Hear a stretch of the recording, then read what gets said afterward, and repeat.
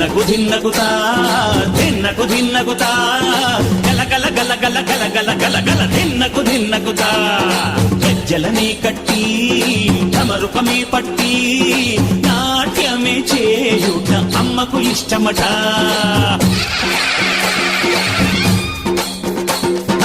ఊరే ఊగేల ఇయ్యాలి హారతి, కాయలు కొట్టి ఫలములు పెట్టి పాదాలు తాకితే అడిగిన వరములు ఇచ్చును తల్లే.